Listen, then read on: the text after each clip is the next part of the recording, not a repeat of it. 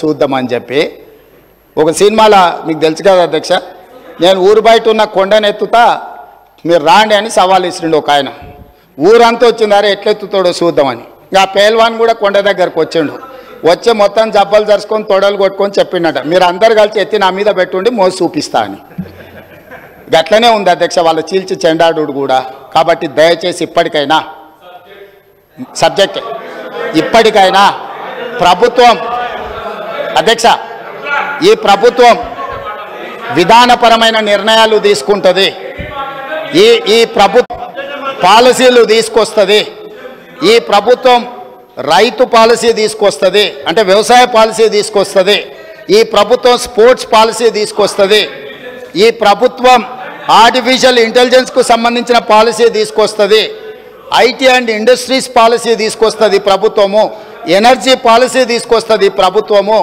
మేము తీసుకొచ్చే పాలసీలల్లా మీరు సలహాలు సూచనలు ఇవ్వండి. ధరణి మీద కూడా మేము పాలసీ తీసుకొస్తాం. ఇవాళనో రేపు మా రెవెన్యూ శాఖ మంత్రి గారు ఇప్పటి వరకు చేసిన ఎక్సర్సైజ్ అంతా ధరణి రిలేటెడ్ కూడా దానికి సంబంధించి ఏమేమి విషయాలు పాలసీ మేము తీసుకురావాలనుకుంటున్నాం తప్పకుండా మా మంత్రి గారు చెప్తారు.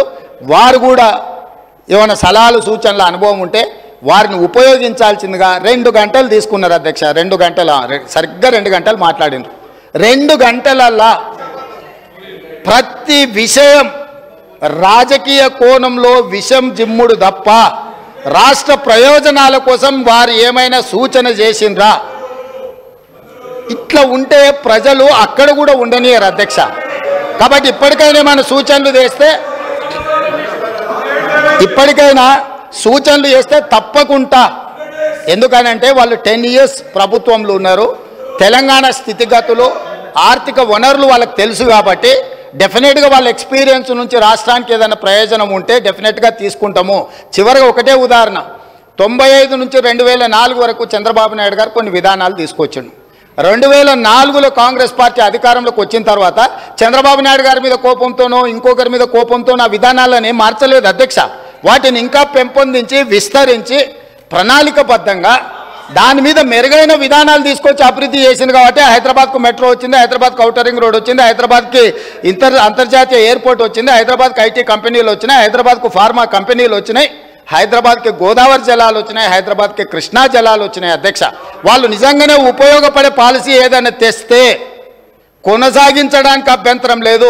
మేము తెచ్చిన పాలసీల మీద వారేమైనా సూచన చేస్తే సహేతుకమైన సూచనలు సలహాలు తీసుకోవడానికి కూడా మా ప్రభుత్వానికి ఎలాంటి అభ్యంతరం లేదని తమ ద్వారా ప్రతిపక్ష నాయకులకు నేను చెప్పదలుచుకున్నా అధ్యక్ష.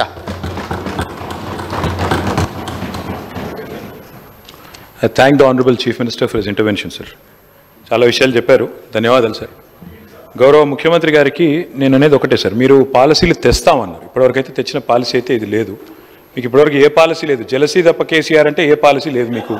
అది మీ ప్రారంభం, మేము చేయగలిగింది ఏం లేదు అధ్యక్ష. వారే అన్నారు అధ్యక్ష ఇది ముఖ్యమంత్రి గారి స్టేట్మెంటు పత్రికల్లో వచ్చింది, నేను వారికి పంపిస్తాను, దయచేసి చూసుకోండి. మహేశ్వరం వెళ్ళినప్పుడు ఏం చెప్పారు?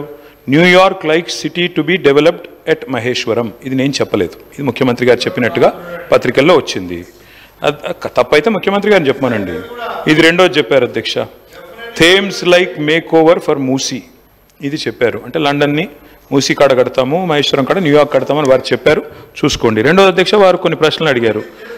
ఆర్టిఫిషియల్ ఇంటెలిజెన్స్ అన్నారు. సరే, ఎవరి ఇంటెలిజెన్స్ ఏంటో ప్రజలు తెలుస్తారు, మాకేం బాధ లేదు.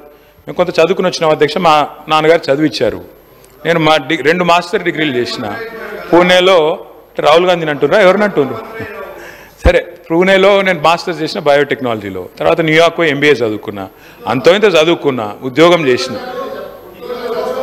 గుంటూరులో కూడా ఇంటర్మీడియట్ చదువుకున్నా. సరే, నేను అంతటా చదివినా. సరే, నేను చదువుకున్నా, సర్టిఫికేట్లు చూపెట్టే పరిస్థితి నాకు ఉంది.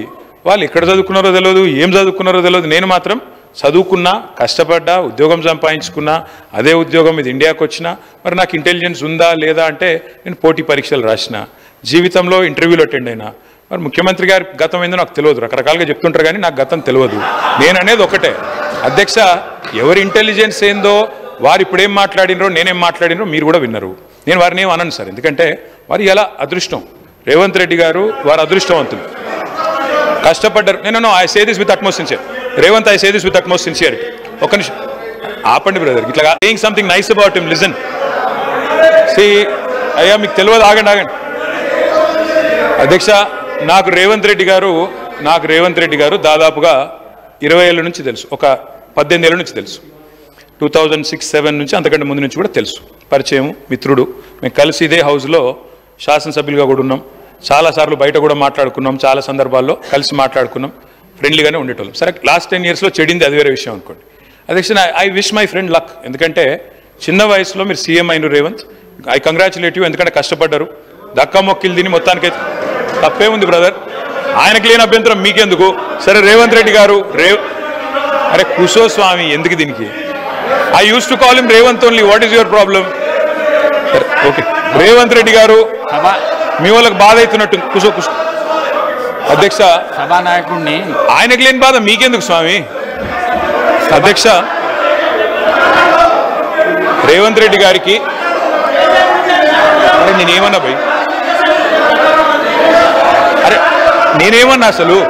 Okay I withdraw my word కూర్చోండి ఐ విత్డ్రా మై వర్డ్ కూర్చో I withdraw my word sir. ఏకవచనంతో వారిని సంబోధించినందుకు బాధ కలిగితే I withdraw my word.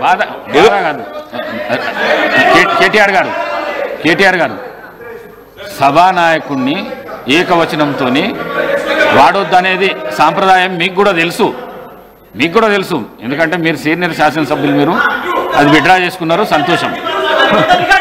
Please కూర్చోండి సార్. స్పీకర్ సార్ వారిలాగా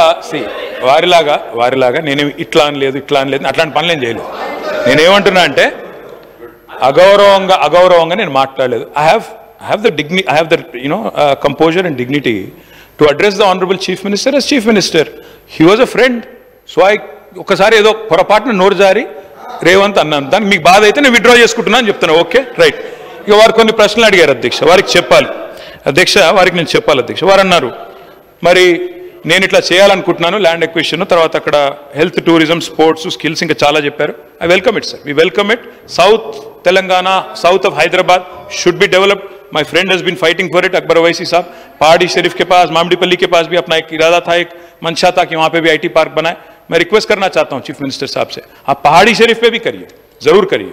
अगर माहेश्वरम पे भी करिए, पहाड़ी शरीफ पे भी करिए. साहब मैं एक और चीज़ भी कहना चाहता हूँ. వారు అన్నారు రేపు సవిత గారు రావాలి, మీరు కూడా రండి, పార్టిసిపేట్ చేయండి. ప్రోటోకాల్ పాటిస్తే తప్పకుండా వస్తాం. ప్రోటోకాల్ పాటించండి, వారిని పిలవండి. మేము మీ దగ్గర కూడా వచ్చినాం సార్. ఓడిపోయిన వాళ్ళని తీసుకొచ్చి అక్కడ కూర్చోబెట్టి వేదిక మీద ఓడిపోయిన వాళ్ళు కింద మాత్రం పరాజితులు, వేదిక మీద విజేతలు కింద అంటే తప్పు సార్. అది ఈ హౌస్లో అందరికీ ఒకటే రకమైన మర్యాద ఉండాలి. సవితక్కని పిలవండి, ప్రోటోకాల్ పాటించండి, స్థానిక శాసనసభ్యురాలకు గౌరవం ఇవ్వండి, తప్పకుండా వస్తాం. ఎందుకు రాం సార్, నిర్మాణాత్మక కార్యక్రమాల్లో 100% వస్తాం. అధ్యక్ష వారు అన్నారు ఆజామాబాద్ ఇండస్ట్రియల్ ఏరియా గురించి అన్నారు. ఆజామాబాద్ ఇండస్ట్రియల్ ఏరియా గురించి I request the honourable chief minister to please know the facts. Azamabad industrial area allot చేసింది దాదాపు 40-50 ఏళ్ల కిందట, సబ్జెక్ట్ టు కరెక్షన్, దశాబ్దాల కిందట. దాని పర్పస్ నెరవేరిన తర్వాత తప్పకుండా దాన్ని కన్వర్ట్ చేసుకునే అధికారం ప్రభుత్వానికి ఉంటుంది. ఆ పర్పస్ ఏదైతే ఇండస్ట్రీ పెట్టారు, నడిపారు, కొంత కాల పరిమితి కూడా ఇచ్చింటారు కండిషనల్ అలాట్మెంట్లో, అది నెరవేరిన తర్వాత మార్చుకోవచ్చు.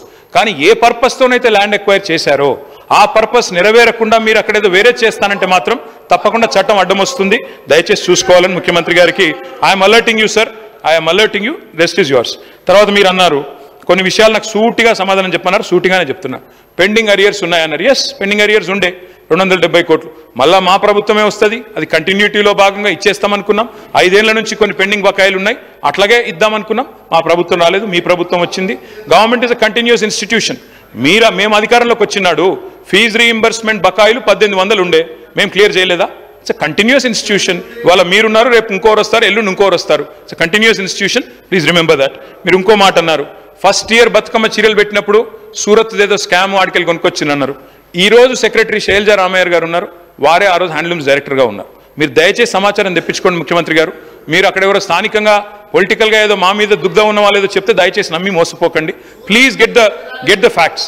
నేను ఒకటే రిక్వెస్ట్ చేస్తా ఉన్నా. నేను సూటిగా అడిగిన ప్రశ్న, మీరు సిరిసిల్ల చేనేత కార్మికులతోని నేయించలేదు, సిరిసిల్ల కార్మికులకు ఇవ్వలేదు పని, సూరత్ నుంచి కొనుగోలు చేసినా నేను నిర్దిష్టమైన ఆరోపణ చేస్తున్నా. ఇప్పుడు కూడా నేను ఆ మాట కట్టుబడి ఉన్నా. ఈరోజు ఎక్కడైతే సూరత్ నుంచి కొనుగోలు చేసిండ్రో వాటన్నిటిని కూడా నేను నిరూపిస్తాను. వారు సూరత్ నుంచి కొన్నరా లేదా సమాధానం చెప్పకుండా ఒక అధికారి పేరుని ఇక్కడ వారు, ఎందుకంటే అధికారుల పేర్లు ప్రస్తావిస్తే అధికారులు సభలోకి వచ్చి మాట్లాడలేరు అధ్యక్ష. అధికారుల పేర్లు తీసుకోవాలన్నా తీసుకోకూడదా, తీసుకోవాలంటే స్పీకర్ అనుమతి ముందస్తుగా తీసుకోవాలన్నా లేదా, ఈ అంశాలన్నీ గొప్ప గొప్ప చదువులు చదువుకున్న ఆయనకు మరి తెలుసో తెలియదో నాకు తెలియదు. నేనైతే కొండారెడ్డిపల్లిలో చదువుకున్నా, తాండ్రలో చదువుకున్నా, వనపర్తిలో చదువుకున్నా, హైదరాబాద్లో చదువుకున్నా, అన్ని గవర్నమెంట్ స్కూళ్ళలో చదువుకున్నా అధ్యక్ష. నేను జడ్పీహెచ్ఎస్లో చదువుకున్నా. నేను గుంటూరు పోలేదు. నేనేమో జ్ఞానం కోసం పక్క రాష్ట్రాలకు పోయి చదువుకోలే. 16 జీవో అప్లై చేసినా, ముల్కీ రూల్స్ అప్లై చేసినా, ఏ రూల్ అప్లై చేసినా తెలంగాణ ప్రతి ఉద్యోగానికి నాకు అర్హత ఉంది అధ్యక్ష. గుంటూరులో చదువుకున్న వాళ్ళకి అర్హత ఉందో లేదో తమరే చెప్పండి అధ్యక్ష. స్పీకర్ సార్, సార్ నేను గుంటూరులో 11th 12th చదివినా, విజ్ఞానంలో చదివినా, రత్తయ్య గారి దానిలో చదివినా, అన్నీ నేను దాస్తలేను కదా రేవంత్ రెడ్డి గారు. కానీ గుంటూరులో చదువుకుంటే అధ్యక్ష గవర్నమెంట్ ఉద్యోగానికి అప్లై చేయలేను. ప్రైవేట్ రంగంలో ఉద్యోగాలు సంపాదించుకున్నా. ప్రైవేట్ రంగంలో ఆ పాబంద్యం లేదు. గవర్నమెంట్ రంగంలో 610 జీవో, ప్రైవేట్ రంగంలో 610 జీవో వర్తించదు రేవంత్ రెడ్డి గారు. దయచేసి ఇక ఆ పర్సనల్ విషయాలకు నేను పోన్లే. కానీ అధ్యక్ష నేను ఒకటి చెప్తా ఉన్నాను అధ్యక్ష. వారికి సూరత్ విషయం చెప్పారు. First year after the inception programme పెట్టినప్పుడు మొదటి సంవత్సరం జనరల్గా ఎట్లా పనిచేస్తుంది రేవంత్ రెడ్డి గారి సిస్టమ్ అంటే, అక్టోబర్లో దసరా అప్పుడు ఇవ్వాలి, బతుకమ్మ దసరాకి ఇవ్వాలి చీరలు. అక్టోబర్లో ఇవ్వాలంటే ఆర్డరు దాదాపు 7-8 నెలలు 9 నెలల ముందు ఇవ్వాలి. అట్లయితేనే ఆడ ఉన్న లూమ్స్ అన్నింటినీ కూడా ఫంక్షనల్ చేపియాలి, వాళ్ళను నడిపియాలి. ఎందుకంటే ఆ చీర తయారు చేయాలంటే డిజైన్లు అన్ని టైం పడుతుంది. మొదటి సంవత్సరం ఆర్డర్ ఇచ్చినప్పుడు మీరు చెప్పింది పాక్షికంగా వాస్తవం. ఏమైంది, ఆర్డర్ నిర్ణయం లేట్గా తీసుకున్నప్పుడు ఏమైంది, మరి ఈసారి మనం మొత్తం వీడికెళ్ళి సిరిసిల్లకి వెళ్ళి చేయలేము, కొంత మేరకు అవసరమైతే బయట నుంచి, ఎందుకంటే 1 కోటి చీరలు తేవాలి. 1 కోటి చీరలు అక్కడ ఉన్న మగ్గాల మీద మొత్తంగా మొదటి సంవత్సరం నిర్ణయం తీసుకోవడంలో జాప్యం జరిగింది. కాబట్టి కేవలం మొదటి సంవత్సరం మాత్రమే కొంత ఆర్డరు బయట నుంచి తెప్పించిన మాట మొదటి సంవత్సరం మాత్రమే. సూరతే కావచ్చు, అది టెండర్ పిలిచినాం, టెండర్లో ఏదొస్తే అది. మీరు అందుకే అంటున్నాను ఆఫీసర్ పేరు తీసుకున్నారన్నారు. యాక్చువల్లీ అధ్యక్ష నేను కూడా బిజినెస్ రూల్ చదివినా. మీరు కావాలంటే ఆఫీసర్లను స్పెషల్ అటెండీస్ కింద పిలవచ్చు, కావాలంటే పిలిపియండి, చర్చ పెట్టండి, నేను వద్దంటలేను. దయచేసి నేను వారితో కోరేది ఏంటంటే, ఏమన్నా అనుమానం ఉంటే రేవంత్ రెడ్డి గారు 10 ఏళ్ల పాలన మీద బ్రహ్మాండంగా ఎంక్వైరీ చేయండి. ఎక్కడ తప్పులు జరిగినా మీరు చర్య తీసుకోండి. We welcome it sir, we welcome it. ఆ విషయంలో అనుమానం లేదు అధ్యక్ష. ఇంకొక 2 విషయాలు అడిగారు వారు. ఎంఎంటీఎస్ అడిగారు. ఎంఎంటీఎస్ ఎయిర్పోర్టు ఉమ్దానగర్ గురించి అడిగారు. ఆ టైంలో అప్పుడున్న ప్రభుత్వంలో కరోనా తర్వాత నిజానికి కొంత ఇబ్బంది అయిన మాట వాస్తవమే.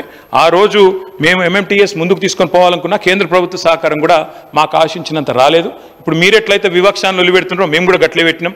ఈ రోజు మీకు తత్వం బోధపడ్డది, మాకు అప్పుడే అర్థమైంది. కాబట్టి అది మా తప్పు కాదు. చివరిగా అధ్యక్ష నేను ఇంకొక 10 minutesలో ముగిస్తాను అధ్యక్ష.